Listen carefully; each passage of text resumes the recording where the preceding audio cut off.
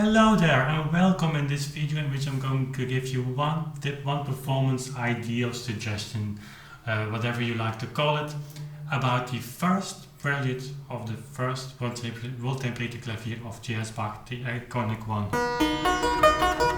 So just one tip to make this video very short. I have another video, a masterclass live. I combined that masterclass with the recording of this piece. I will link it here on the screen in case you would like to dive into this much deeper. One aspect that I want to share in a separate video though is the way you are playing these arpeggiated chords, because that they are.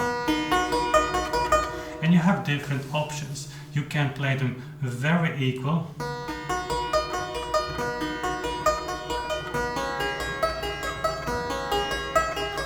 or you can choose to make a more pronounced version out of that, what I actually did in my performance, my recording. This has already been recorded, which is tying or combining or finding actually the musical or a musical kind of counter melody or melody that's within the arpeggios, and it's not hard to find.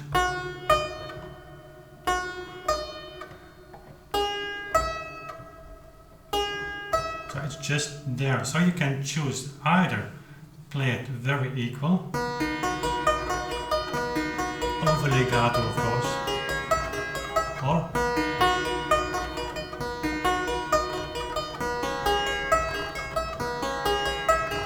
and in one way or another you could say that what I'm doing now in the second option is taking the same approach as the first option, so the really equal leveling out, so to say, the notes from this arpeggio, from these chords, taking that as a basic and adding on top of that a kind of new layer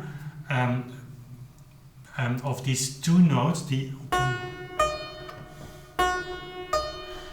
I wouldn't say that's an exclamatio, so a Baroque figure from, but it's going towards it. It's kind of driving voice.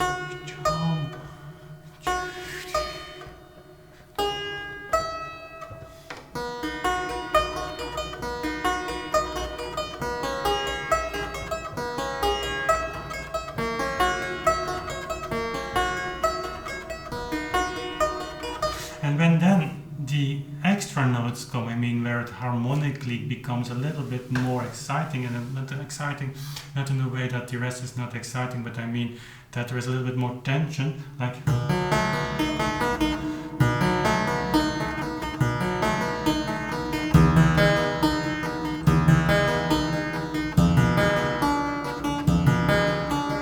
then you can apply that throughout the whole piece, and that's, I think it works great. So I'm not saying that you're supposed to do that. That's just an idea of me. That's just something that I think that can be found in that music, but you can play it also, as I said at the beginning, in a very neutral way, because it's actually also the first prelude of this book, and maybe that's also a way of approaching this. It depends maybe, and that's closure for this video, also on the type of instrument on which you're playing. If you're playing this on a harpsichord, the more neutral version might work better, but that's also has to do with timing, and it's getting really complicated to talk about that. But that's, I believe, for harpsichord could work very great. On a clavichord, of course, you can have just without playing some notes later than others, you can of course emphasize them by dynamic differentiation, and so making use of that in this piece, I think it was a nice thing to try, and I really like the effect. So hope you get something out of this very short tip or very short suggestion, because that it is. If this is your first time here on Authentic Sound, love to have you subscribe to making music videos from Bach to Beethoven, not only performances but also diving into the performance aspects in a very personal way, I think, reconstructing contextual things around the music and changing perspectives.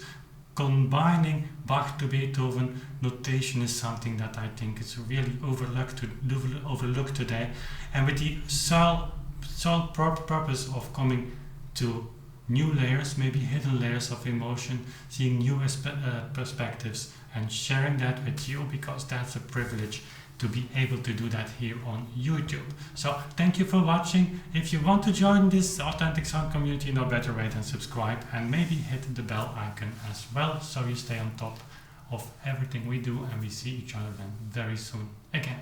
Bye.